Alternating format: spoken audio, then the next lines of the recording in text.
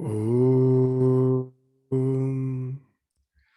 Tava Kathamritam Tapta Jeevanam Kavibhiritam Kalmashapaham Sravanamangalam Srimadatam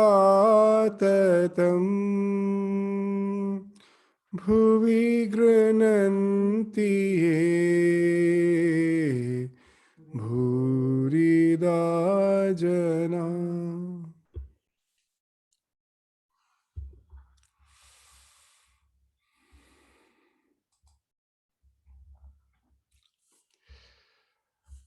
So we will continue with our discussion from the section in which we just concluded in the last class, where we find Sri Ramakrishna is instructing Narendra and his friends who have just finished their bathe in the Ganges.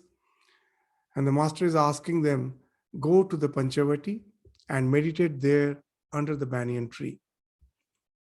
Shall I give you something to sit on? So this is the thing which we were indicating, that as Sri Ramakrishna himself did intense sadhana, intense spiritual practices at Panchavati, under the Panchavati. So that place is surcharged with holy vibrations. So this is the concept of Tirtha. The Tirtha by itself doesn't become Tirtha. For ages together, the holy men, the spiritual aspirants, will be visiting so-called the Tirtha, the places of pilgrimage. And there they spend their time in spiritual endeavors, constantly trying to keep their mind uplifted in the spiritual domain, sublime domain. And that creates a vibration, that creates an atmosphere.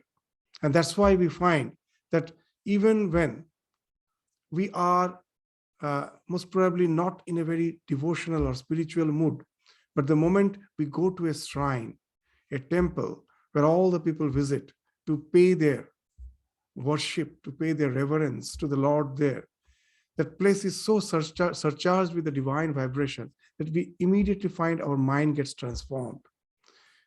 So that's the significance of the places of worship.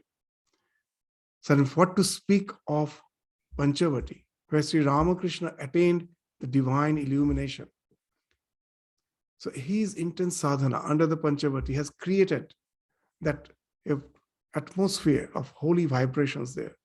Even now, if we go, we can feel that. And that's what Swami, Sri Ramakrishna is indicating, the young Naren and his friends, that go and sit there and do your spiritual practice. So the meditation will be at ease. You won't have to struggle with your meditation. You can get the advantage of the holy vibrations there. And that's why he's requesting them to go to Panchavati. About 10:30, Naren and his Brahmo friends were meditating in the Panchavati. After a while, Sri Ramakrishna came to them. Aim too was present. The master said to the Brahmo devotees, in meditation, one must be absorbed in God by merely floating on the surface of the water. Can you reach the gems lying at the bottom of the sea? So that's the thing which is the most important factor in meditation, to dive deep. That's why in the 8 paths which has been prescribed in yoga, it starts with yama niyama, all the virtues we have to practice, the moral codes which we have to practice. That speaks of yama niyama, the first 2 steps, and then the next steps are asana pranayama. Yama niyama, asana pranayama pratyahara. This is the 5. The dhyana comes as a 6th. Then after saying dhyana, they're speaking of other 2 steps, that is dharana and samadhi. And now one may ask, what is the difference between these dhyana, dharana, samadhi. It's nothing. This dhyana, dharana, samadhi, all the three are meditation. The difference is only in the quality. The qualitative degree of meditation speaks of dhyana, dharana, samadhi. With an example, we can try to understand that if a picture is of low resolution, that nowadays the pictures are digital. If you see the picture, observe it with the help of a magnifying glass, you will find that it is not something continuous. It's not that the line has been drawn. It is innumerable dots which actually has created that picture. These dots are so closely placed that it gives a sense of continuation. That's why you will find the pictures which are of low resolution, if you magnify them, you can easily see the dots. The picture of high resolution, the dots will be very, very close. They use the term DPI, dots per inch. So pratyahara, what it speaks of, that at present, when we are trying to meditate, our mind is distracted. We again have to bring it back again and again to the object of our concentration. That's the pratyahara, again and again bringing the mind to the object of meditation. By practicing, a time comes when the mind is now fixed. It's not deviating, but we will find this dhyana is of just like the low DPI, that the mind's frequency, the mental thoughts, that if you are meditating, suppose A, you are meditating, whatever it may be. So you're meditating A, that the frequency of A at the very beginning is very low. As we go on meditating, as we become adept, as our emotive faculty gets linked with the meditation, you'll find that when we are emotionally bounded with someone, that how intense our meditation can be. And that's what happens in our meditation. When our devotion starts growing, it's not just mechanical meditation. Then the object of meditation, the thought process, becomes as if like a very high frequency. There is as if no gap between the two thoughts, though there is no distraction. But in an ordinary meditation, what happens? That there is as if a gap between one thought and the next thought. With the intensity, that gap reduces. That you find a constant ekavritti, that one thought with high frequency. The more the frequency, the more intense is the meditation. Then the dhyana has got converted into dharana. And what is samadhi? That as we have told that again and again, that dharana, that intensity is so high that there cannot be the chance of any other awareness to slip through between those two consecutive thoughts. Even the bodily awareness, like this feeling of hunger, thirst, tiredness, sleep, need for sleep. For those sensations, also a part of the mind is required. When the meditation has become so intense, the dharana has ripened to such an extent, when all those bodily feelings, all those bodily, this biological alarm system, they also cannot be taken care of. What to speak of the external distractions? They have fallen off long back. Because of the intense meditation, even the bodily feelings has fallen off. That's the state of videha, which we find in the Yoga Sutra. Though you're in the body, you don't feel the body, because all the bodily feelings, the mind cannot process them anymore, because it is so intently absorbed in the object of meditation. And then what happens at last? The last thing for which the mind never leaves hold is the ego, the sense that I am this limited psychophysical existence. The mind is always holding on to that. When the meditation becomes so intense that even the ego, the mind cannot hold on to that. It has to give it for entirely to the meditation, and then the ego falls off. It is the ego which gives me the idea that I am meditating. I am the meditator. Here is the object of meditation, and the meditation is the process by which with these two are linked.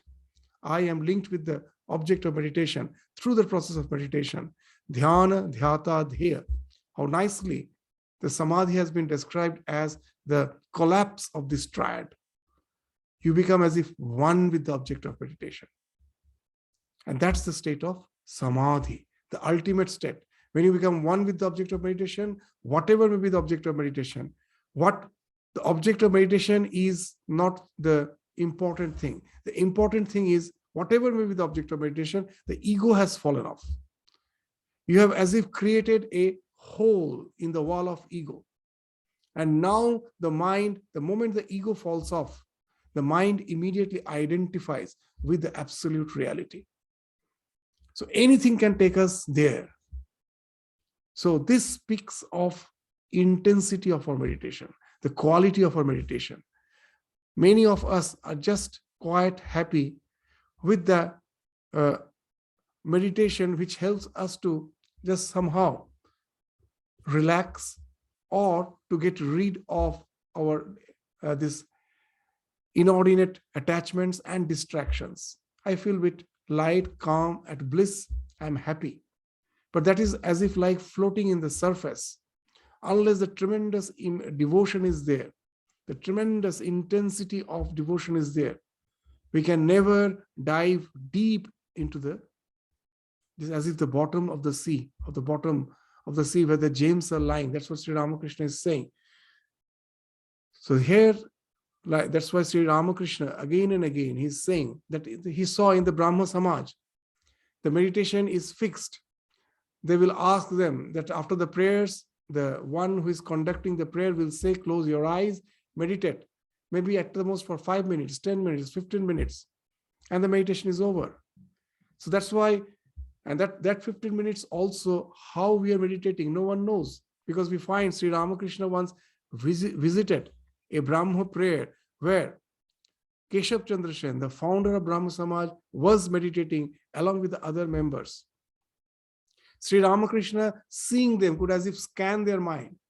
He told only this person, pointing to Keshav, for him only the tail has fallen off. So all started laughing. They couldn't actually understand that what it means. Then Ramakrishna himself explained that the tadpole, you will find that the tadpole has tail. As long as it has tail, as long as the tadpole hasn't grown into a frog, it cannot live out of the waters. It has to be in the waters. Once that tail falls off, of the tadpole's tail falls off, it can stay in the water as well as in the land. So seeing Keshav, that the one who is not a sannyasi, he is a householder, but he has developed the faculty to dive deep into the meditation, and that time as if the world has fallen off for him. So he's the one who can stay as if both in water as well as in land. When he's meditating, the world is no more for him. And when he comes back from meditation, of course, he is there to take care of his responsibilities. And that's why Sri Ramakrishna told that it is only he whose tail has fallen off. Means when he's meditating, it's quite deep. And about others, what he told, very jokingly, what he told is, others' meditation is like the monkeys. He is the one, the Keshav is the one whose meditation is like the one whose tail has fallen off, the tadpole whose tail has fallen off. And for others, he's giving a simile of that their meditation is like the monkeys. Sometimes you will find the monkeys are sitting quietly on the terrace, as if meditating. Sri Ramakrishna is saying that as if they're meditating, but actually they're planning in whose backyard the bananas have ripened. Most probably there are some banana trees in someone's backyard. The bananas have ripened. So the next venture will be to go and have the bananas from that backyard. All those they are planning. So for that sitting quietly actually is there, appear to be sitting quietly, but the mind is extremely active. They're thinking of their next venture, their next endeavor. And that's what is the meditation of others. That's what Sri Ramakrishna is saying. So that type of meditation in no way is going to help us in our spiritual life. Maybe to a certain extent, it can give us relaxation, it can give us a tranquility, but that's all. If we are satisfied with that, we won't progress in spirituality. As Sri Ramakrishna used to say very nicely, Swami Vivekananda used to say that it is good to be born in a church, but it is horrible to die there. So all those little meditation, little prayer, all those are like the church. It helps us. How it helps us? Just the way a small sapling is protected by the fence. When the sapling is small, it is tender, you need a fence to protect it. But it has when it has grown into a huge tree, you can even tie an elephant with it. Nothing will happen to it. So by saying that it is good to be born in a church, the church means all the conventional religion gives us to a certain extent a protection as long as we are a sapling in our spiritual life. But when we grow, that fence is no more required. So unless we grow, that fence is again of no use, because the plant is meant to grow. If the sapling never grows, what's the use of that fence? Because I have given the fence so that in time, the sapling should grow into a huge tree. If it never grows, then what's the use of that fence? So the church is useful if we can outgrow the church. By church, we mean any organization religion, any organizational religion, any conventional religion. It doesn't mean a particular denomination.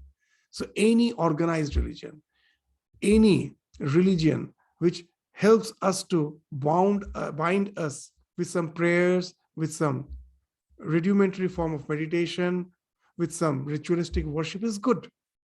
But we shouldn't be satisfied by that. We have to become an adept and we have to dive deep. And that's what Sri Ramakrishna is indicating. In meditation, one must be absorbed in God.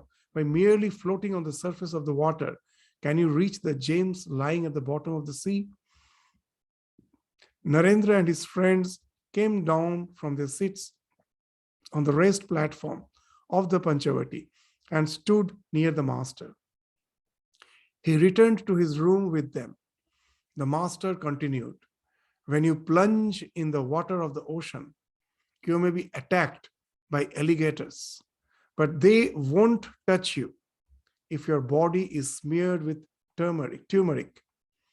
There are no doubt 6 alligators: lust, anger, avarice, and so on, within you, in the heart's fathomless depths.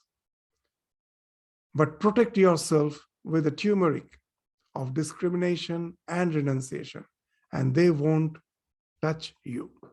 So that's a very important thing. In spiritual life, many think that meditation is of a prime importance, but they forget without the basic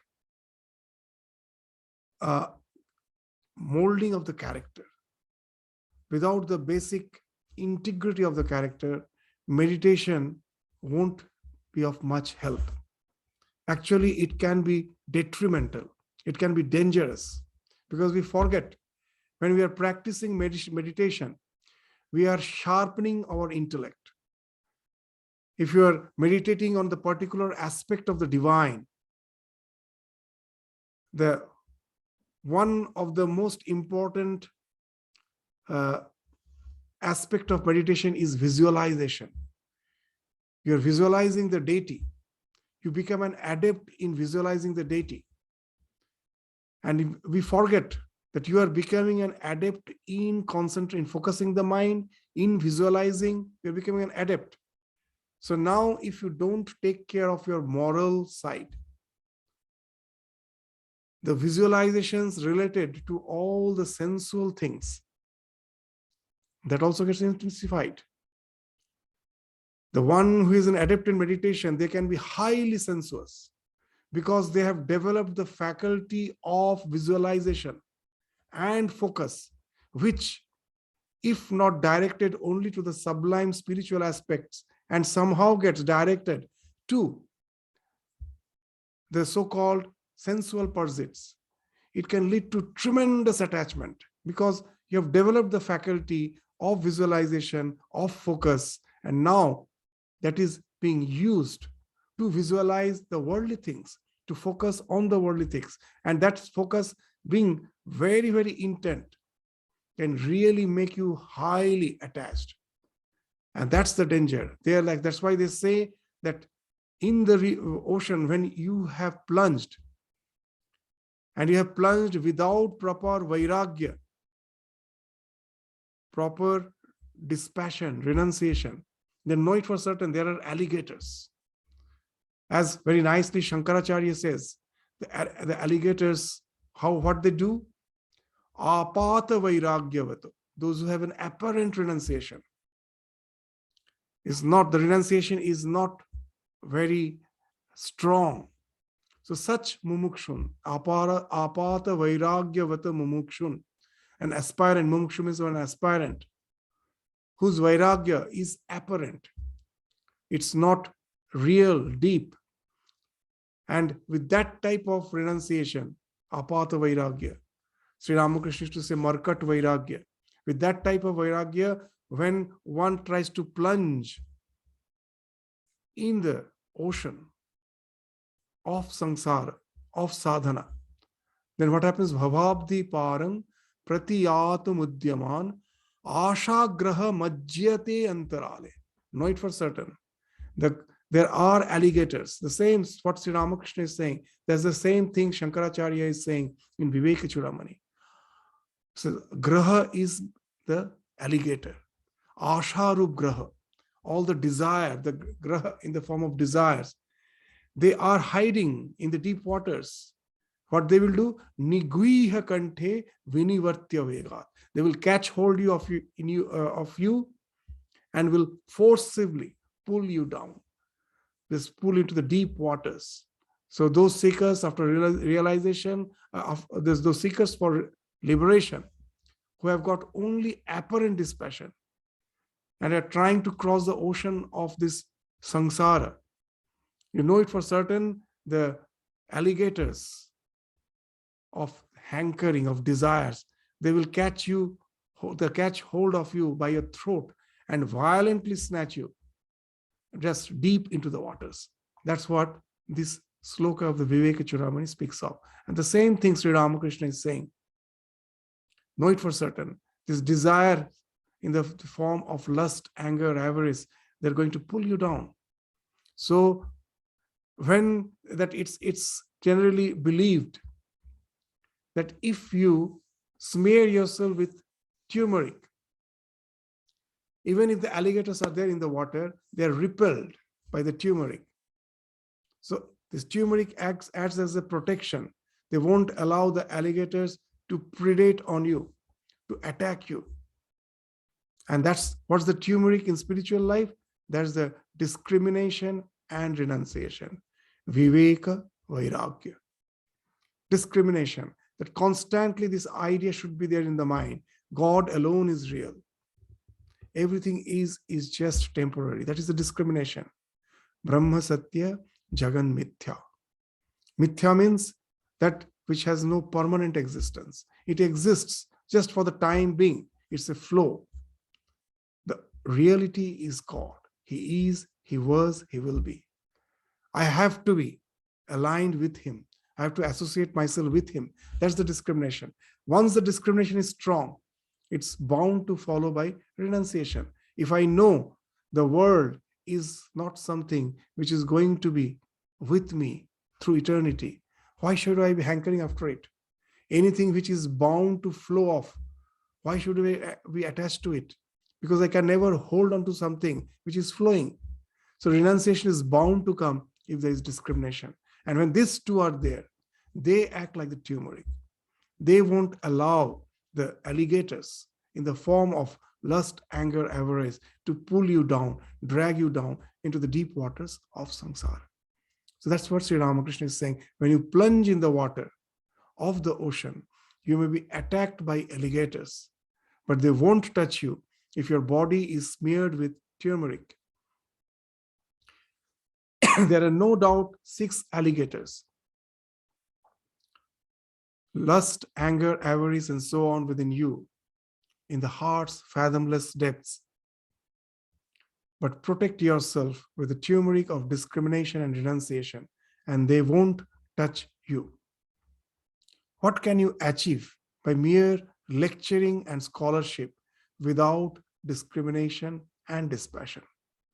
So again, the same thing he's saying, that it's not just intellectual knowledge. It has to be internalized. It's not like learning physics, chemistry, or other academic subjects where it has nothing to do with my character, with my behavior. The knowledge is something apart from that, that you can be highly intellectual. At the same time, I can be just a wayward, morally very loose. But in spiritual life, these two has to go hand in hand. What we are speaking has to find expression through our life. All those should be internalized. Unless they're internalized, it speaks, it doesn't in any way speaks of our spiritual and evolution. As Sri Ramakrishna used to say, vultures soar very high in the sky, but their focus is on the carrion in some charnel pit where the rotten flesh is there. Its attention is there, though it's flying very high. So with all our education, if we don't have dispassion, if we don't have renunciation, our education just helps us to soar high in the sky like the vulture. But all our attention is on some extreme selfishness, on some extreme sensuality, on some extreme pettiness. So that's what Sri Ramakrishna is indicating, that it has to be internalized. Otherwise, what's the use of that knowledge? As Swami Vivekananda's story of the stag reminds us the same thing, that the stag, which was so proud of his strength, was immediately was afraid of the barking of the dog and started running. This bragging, he forgot. He was running. And when it was asked that what made you so scared, he told that all my confidence vanish whenever I hear the barking of the dog. So in our life, with all our knowledge, we will find it doesn't help. When in the life's crisis moment, we find those knowledge is in no way helping us because they have not been internalized. So, and that the process of internalization is discrimination and dispassion. Through that, what we study, that becomes a part and parcel of our life, as if our reflex changes. The things which used to attract us now start repelling us. And that speaks of the internalization, the total change of our psychophysical personality. It's an overhauling of the personality. That's what is the real mark of spiritual evolution. It's not just mere scholarship. God alone is real and all else is unreal. God alone is substance and all else is non-entity. This is discrimination. So after speaking of discrimination as its passion, as the two essential thing in spiritual life, now Ramakrishna is, in his simple words, describing what is discrimination, what is Viveka. God alone is real and all else is unreal. God alone is the substance and all else is non-entity. This is discrimination. That God alone is the real, everything is unreal. It is just a projection. It is something being superimposed. It has as such no essential reality. So why should we get attached to something which has no substance, no substantial reality? So that's the discrimination. First of all, set up God in the shrine of your heart and then deliver lectures as much as you like. How will the mere repetition of Brahman profit you if you are not imbued with discrimination and dispassion? It is the empty sound of a conch shell. What's the empty sound of a conch shell means?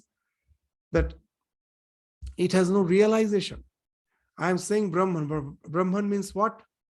The ultimate reality, which is the witness, which in no way is involved, is getting affected by the happenings of the world. So I say I am Brahman, and in my life, when even an ordinary thorn pricks me, I shout out in pain. These two are contradictory. If I am Brahman, how this world can affect me? So that's the thing which Sri Ramakrishna is indicating, that through all our intellectual knowledge, what we are speaking of has nothing to do with our day-to-day life. So that way we can never think of spiritual evolution, spiritual progress. In spiritual life, through discrimination and dispassion, what we are repeating has to be internalized. What we mean by internalization, as Swami Vivekananda speaks of a monk who used to meditate deep in the forest, constantly repeating Aham Brahmasmi, and his voice could be heard from the village just on the opposite side of the river. There's a river flowing, on one side is the forest, on the other side was the village. The villagers could hear him. He's repeating Aham Brahmasmi day in and day out. One day he was caught by the lion, and the lion was dragging him deep into the forest. But till his last breath, the villagers could hear the chant of Aham Brahmasmi going on. It never stopped. That's the thing which speaks of internalization. That's not empty sound. What he's saying, that's being reflected through his life. Otherwise, for us, as Sri Ramakrishna used to say, that it's just like the syllable which has been taught to the parrot. The parrot says Ram, Ram. He has been taught. But go and try to throttle his throat, just try to suffocate it. The immediately its wild sound will come out. It will forget saying Rama, Rama. That's what Sri Ramakrishna is saying, that it says Rama, Rama, but when it's in crisis, its wild note comes out. It forgets Rama. That's our condition. So what's the use of just saying something behind which there is no realization? That's like the empty sound of a conch shell. After saying that, Sri Ramakrishna will narrate a very interesting story. There lived in a village a young man named Padmalochan. People used to call him Podo for short. In this village, there was a temple in a very dilapidated condition. It contained no image of God. Ashwatha and other plants sprang up on the ruins of its walls. Bats lived inside, and the floor was covered with dust and the droppings of the bats. The people of the village had stopped visiting the temple. One day after dusk, the villagers heard the sound of a conch shell from the direction of the temple.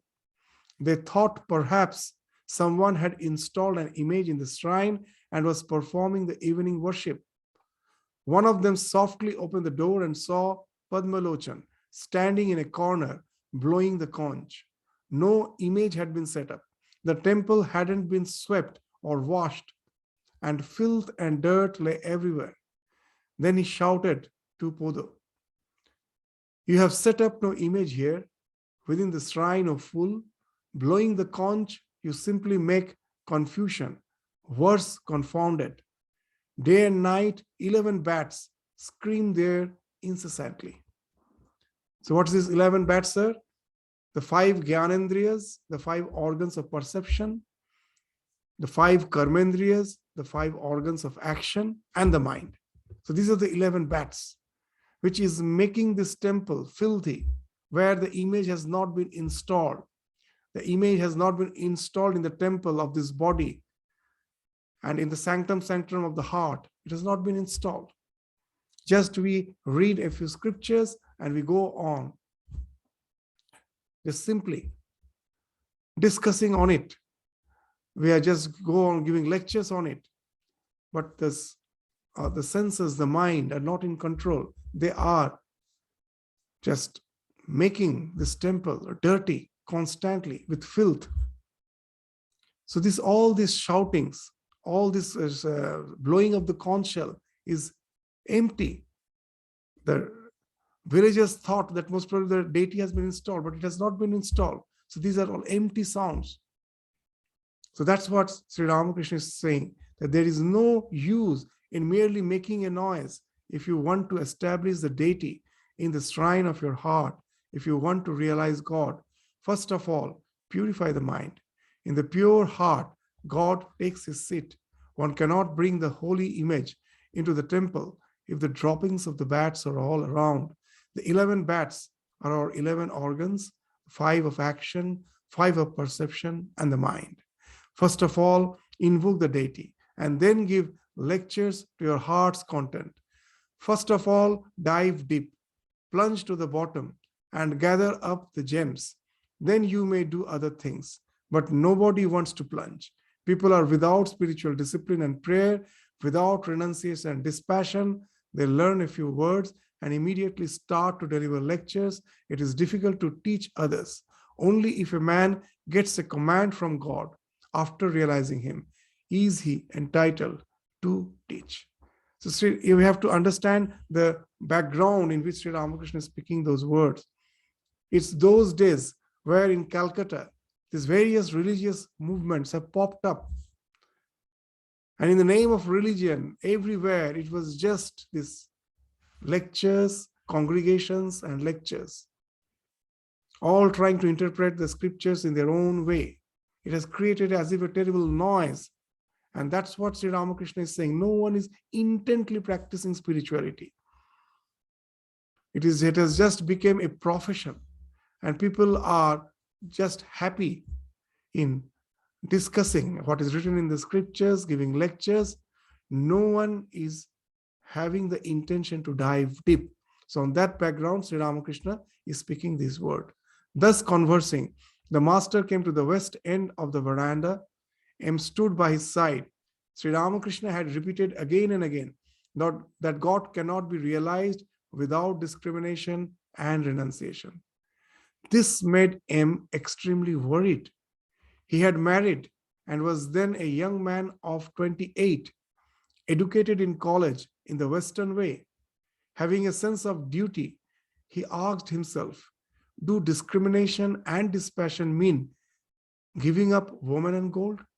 He was really at a loss to know what to do.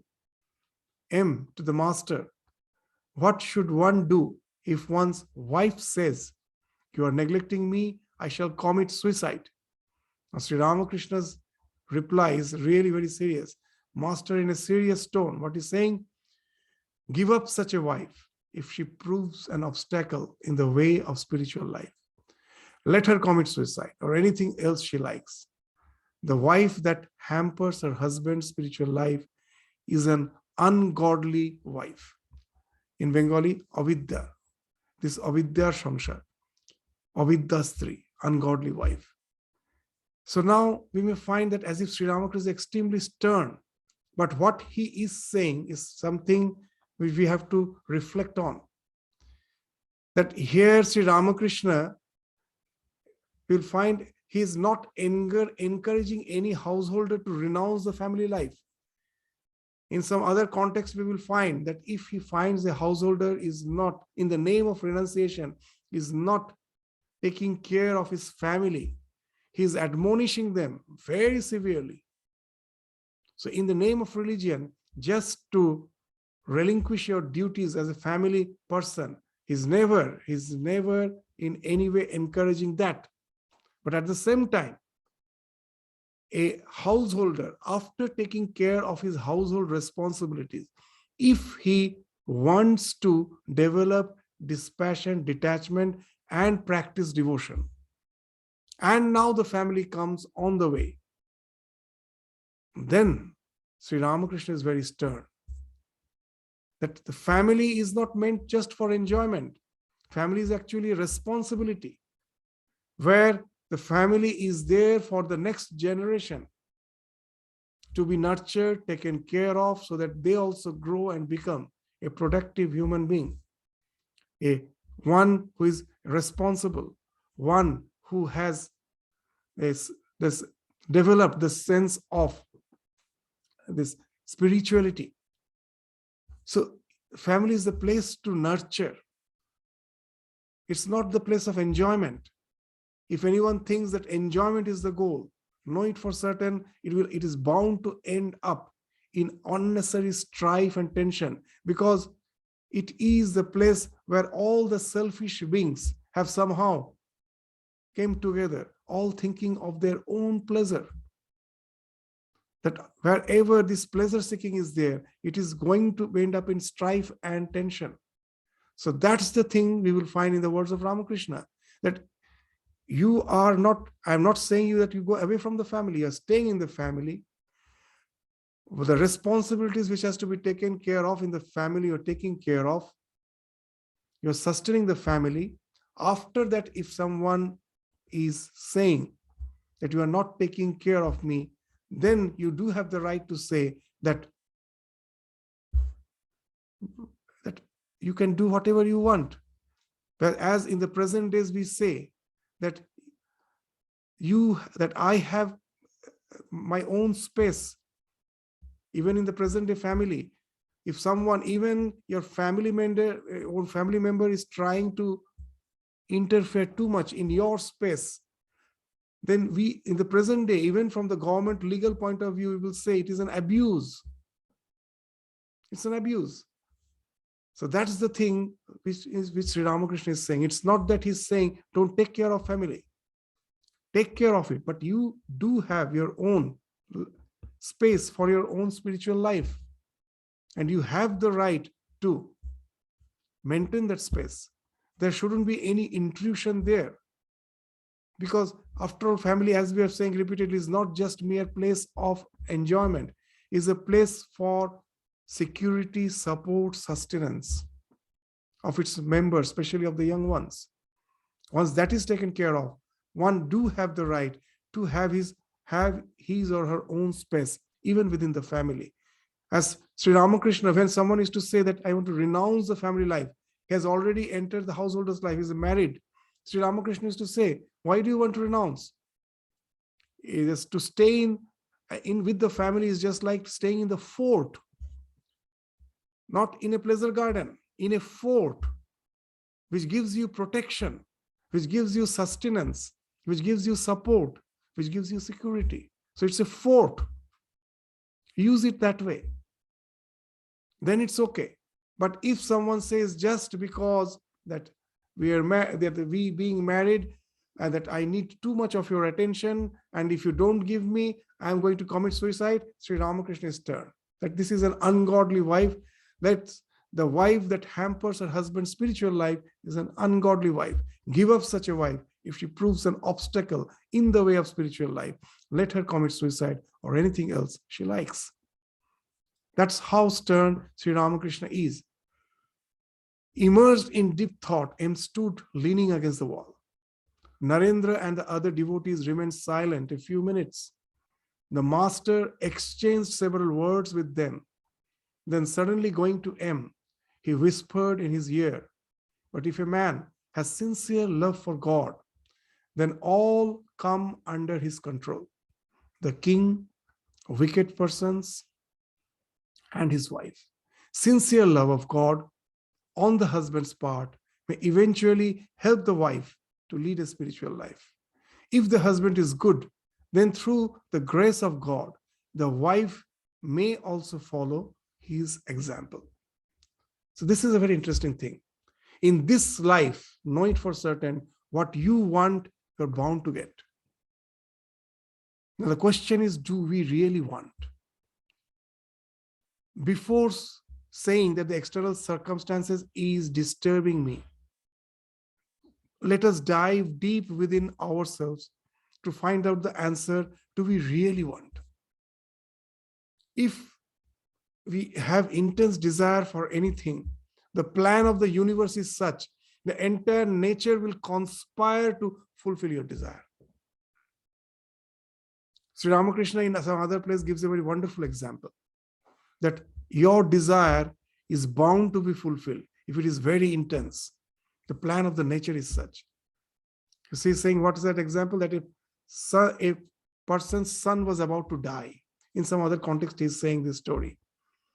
He was suffering from some very, very serious disease. It was a fatal. He was about to die. The son was on the sick bed, on the deathbed. And he was in search of some remedy. He never knew that how to save his own son. And then someone gave a prescription. A hermit gave him a prescription. That what? That when a particular constellation is on the ascendant, the Swati Nakshatra is on the ascendant in the sky, and when that constellation is there, and then it rains. That constellation has to be on the sky when it rains. And that rainwater has to get mixed up with the venom of a very deadly cobra. The rain, that pure rainwater during the time of the constellation Swati Nakshatra, it has to get diluted with the venom of the cobra, the extremely venomous snake. That diluted water, that water diluted with the venom of the cobra, you have to bring and then just feed your child. Put the drop of it in your child's mouth, he will be cured. So now it's almost impossible. When that particular nakshatra is on the sky, then it should rain, and then from where that rainwater should get diluted with the snake's poison. Now this man intently started praying to the Lord. He went into the forest, which was just outside the village, and there he sat under the tree and was intently praying to the Lord, "Oh Lord, please arrange so that I can get this, the prescription, the thing which has been prescribed, I can get." And then he suddenly, he realized that it was the time when that particular constellation was, of course, there in the sky. It was a clear sky, and suddenly it started become cloudy. The weather started changing, and suddenly it started raining. It was a torrential rain. He was sitting beneath the tree, and he was praying, "Oh Lord, just make the other things coincide." And suddenly from nowhere, he saw a snake coming near the tree. And when the snake was crawling, he saw there was a skull, the skull of a human. It was just lying there. And that actually he realized that he was in a cremation ground that's on the outskirts of the village. And the skull was there, and the rainwater was falling into the skull, and the snake was crawling near it. And then from nowhere, suddenly a frog came. And the frog was almost on the way of the snake. And when the snake was about to just bite the frog, it was about to just put its fang on the frog jumped. So the snake missed the frog, and its poison, the venom, it fell into the water which was in the skull. And he took that water and fed the child, and he was saved. He just was revived. So why Sri Ramakrishna is saying this story? That when your prayers are intent, all the impossible conditions, the nature will conspire to fulfill all the conditions and make the thing happen. In this life, whatever we want, intently desire, it is bound to happen. Now you may say, "No, I wanted to be a doctor, I couldn't become a doctor." We forget one thing, very interesting thing, that when a student was thinking that I should become a doctor or an engineer, whatever it may be, and he couldn't become, he forgets that though he was professing that he wants to be a doctor, constantly he was fearing that most probably I cannot become. That's the thought which was actually going on within. That fear, I most probably, I won't get chance. I won't get the scope. And that's what he has realized. What's you are just professing, that's not your desire. The real thing is what you're constantly contemplating. So it is our belief system that the thing which you intently believe and is bound to happen. You will find that in the business, in the world of business, some very poor person suddenly starts becoming a very prominent person in business, and he reaches the peak, and then suddenly he starts losing. So when he had nothing, his intent belief to reach to the top took him to the top. When he was in the top, the fear came, I may lose everything. He lost everything. There's a wonderful book on this subject, just the name is Belief. The Secret, the name of the book is The Secret. So where the entire subject is that what you believe, that happens to be in our life. So if you are sincere, if you have a sincere love of God, know it for certain, the circumstance will change. That we are born in the circumstances as per our desire. There are two things. There's one is sanskara. When I'm trying to achieve something, I'm developing the samskara for it, the liking for it. And another thing is the entire world is preparing for me the ground in which the desire will be fulfilled. The one who wants to be a doctor, he's studying very hard, he gets good grades. That getting good grades is directly under his control. It is the result of his effort. But another thing is not the result of his effort. Because of the good grades, now he gets chance in the medical college. The entire medical college is not the result of his effort. It is something, a collective endeavor. It was already there. He was just gravitated there. All the environment was already there. He just goes and fits in there. So that's what happens when we have an intent desire. You will find gradually the external circumstances is bound to change. And that's what Sri Ramakrishna is saying, that when we have an intense desire, the entire nature will conspire to fulfill our desire. And that's the plan of the nature. And that's what Sri Ramakrishna is indicating. If a man has a sincere love for God, then all come under his control. The king, wicked person, and his wife, sincere love of God on the husband's part may eventually help the wife to lead a spiritual life. Her mind will be changed. Gradually, if really he really wants from the bottom of his heart, the life partner also he will gradually be influenced by this intense spiritual longing. If the husband is good, then through the grace of God, the wife may also follow his example. This had a most soothing effect on M's worried mind. All the while, he had been thinking, let her commit suicide. What can I do?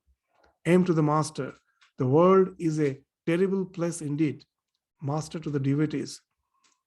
That is the reason Chaitanya said to his companion Nityananda, listen, brother, there is no hope of salvation for the worldly minded. Shono Nityananda bhai, সংসারী জীবের কোনো গতি নাই. So that's the translation is, listen, brother, there is no hope of salvation for the worldly minded. So if that's the important, it is the important word is the worldly minded.